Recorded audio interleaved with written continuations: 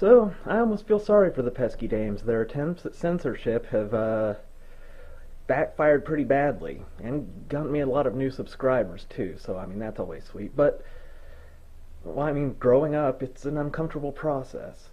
Now, somebody, requested that I do more pesky dames videos. The only problem with that is that I've responded to all the ones that are even remotely watchable. Like, they have tons of videos, and most of them, it is impossible to get through them. But, since everybody else is risking their channels, you know, putting up pesky dames videos, I don't want to be the only one who's just sitting back with no risk. So I'm gonna, you know, muster up some gumption and get through some more of their shitty videos. But don't expect this to be too great. It's just to be an ass. Oh, and feel free to mirror this. In fact, feel free to mirror any of my videos as long as you put my username or a link to my channel somewhere in the description. All yours, help yourself. See how that's done, pesky dames?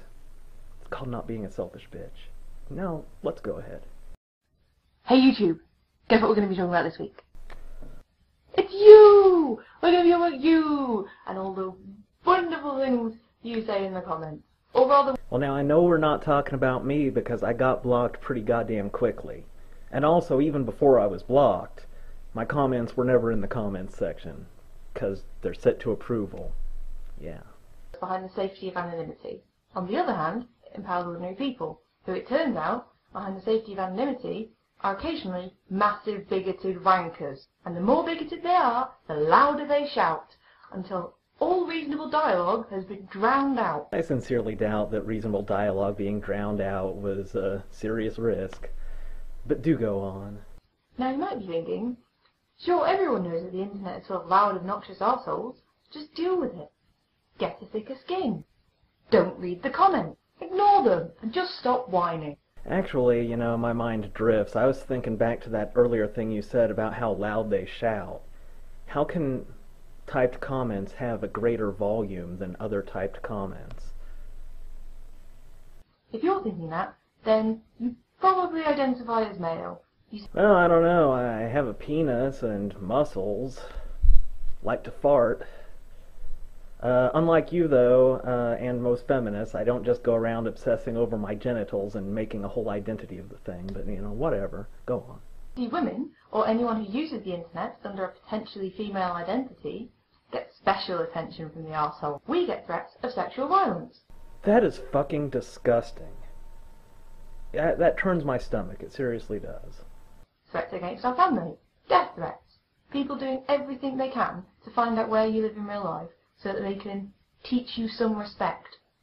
I don't know about you, but when I get on the internet and pretend to be a 19-year-old girl and I, you know, upload sexy pictures of girls, I can usually get 40-year-old men to send me lots of money and gifts, but that's my online experience. I think what you need is a better looking face and body, because, like, you can get a lot of swag that way. Believe me. This, dear YouTube, is scary fucking shit. It is real, and it is being used to intimidate and silence half the population. Things on the internet are real? Let me ask you this, when you watch cartoons, do you think those are real? I'm just wondering how solid your grasp on what is real and what is not is. We wouldn't accept this harassment in real life, so why do we accept it on the internet? Oh, fun little thing. I don't know if everybody's seen this video where this guy named Econ Razor, he's this Christian guy that I mocked. He looks like he might be a meth head, has long hair, hillbilly, whatever. Anyway, he sends me these threatening PMs about how he's gonna, like, rape my eye socket or some shit. So I said, would you like my actual address so you can come over and do that? Because he says that he's gonna do all that if, you know, civilization ends because of us atheists. And I'm like, well, you know, it's gonna be hard to come over here and kill me after civilization ends because the roads are gonna be all fucked up and it's just... So why don't you come over here now and try that shit, motherfucker? No response. I guess what I did was the courageous thing. Maybe the stupid thing. I guess I could have just sat in a puddle of my own urine whimpering. I mean, there's another option. I'm sorry, go on. Oh, but I hear you cry. What about free speech? Censorship is bad. They'll only out themselves in the end as the bigoted, ignorant idiots that they are.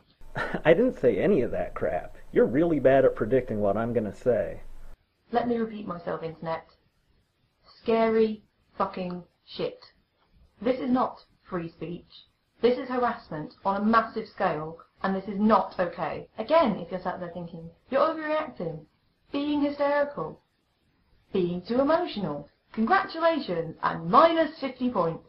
You've just engaged in the fun internet pastime of gaslighting. Oh, I'm sorry. So when you're like, I see some trolling comments, and I'm goddamn terrified for my life. This is real harassment, and it's so fucking serious and scary in every way.